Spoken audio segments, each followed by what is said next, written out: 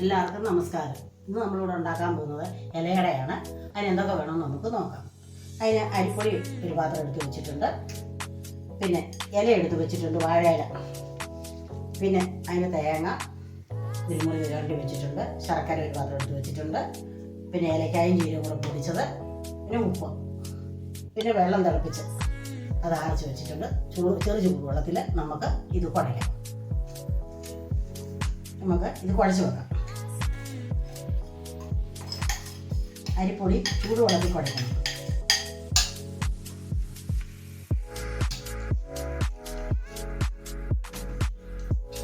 അതോട്ട് ആവശ്യത്തിന് ഉപ്പിടാം.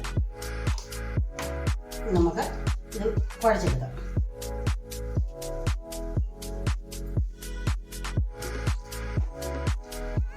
ചൂടുവെള്ളത്തിൽ കുഴച്ചെടുക്കുമ്പോൾ നല്ല മയം കിട്ടും. ഇലയട ഉണ്ടാക്കുമ്പോൾ എല്ലാവർക്കും ഇലയടയൊക്കെ ഇഷ്ടമായിരിക്കും.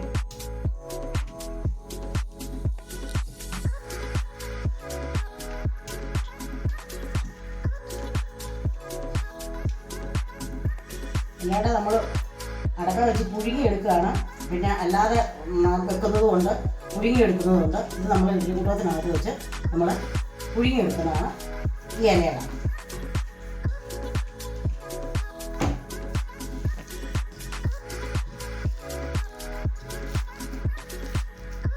നമുക്ക് ഇനി വാഴയിലൊന്ന് വാട്ടിയെടുക്കാം. നമ്മൾ ഈ അട പരത്താനുള്ള ഇലയെല്ലാം നമ്മൾ വാട്ടി വെച്ചിട്ടുണ്ട്. ഇനി നമുക്ക് ഈ ശർക്കരയ്ക്കകത്ത്, ഈ തേങ്ങയ്ക്കകത്തോട്ട് ശർക്കര ഇടാം.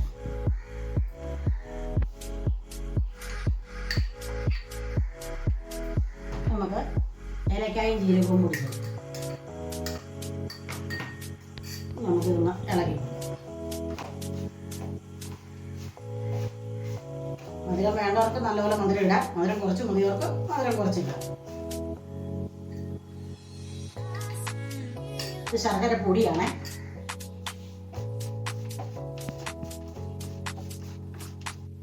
നമുക്ക് ഇനി ഇതിനകത്തോട്ട് നമുക്ക് ഇത് പരത്തി കൊടുക്കാം.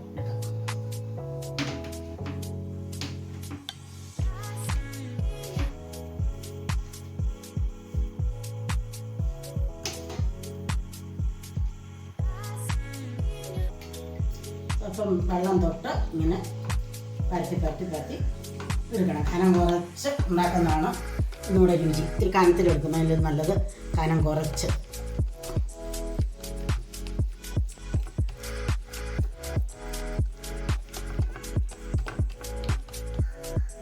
ഇനി നമുക്ക് ഇതിനകത്തോട്ട് ഈ ശർക്കര തേങ്ങയും ജീരകവും എല്ലാം കൂടെ വെച്ചത് നമുക്ക് അങ്ങോട്ട് ഇതിനകത്തോട്ട് വെക്കാം.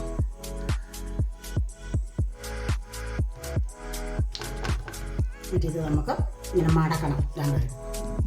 എന്നിട്ട് ഈ മൂല ഇങ്ങനെ മടക്കി വെക്കണം.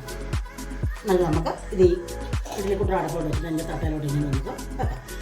നമ്മൾ ഇതെല്ലാം പരത്തി വൃത്തിയാക്കി എടുത്ത് അടപ്പ വെച്ചിട്ടുണ്ട്. ഇനി വേവാനായിട്ട് നമുക്കിത് അടച്ച് വെക്കാം. അടച്ച് വെച്ചിട്ട് അരമണിക്കൂർ കഴിയുമ്പോൾ നമുക്ക് തുറക്കാം. ഇതെന്തോ നോക്കാം.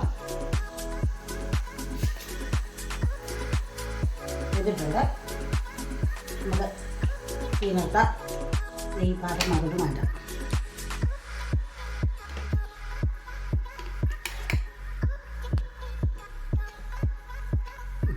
എല്ലാം വെച്ചിട്ടുണ്ട്. നല്ലതാണ്. എല്ലാവരും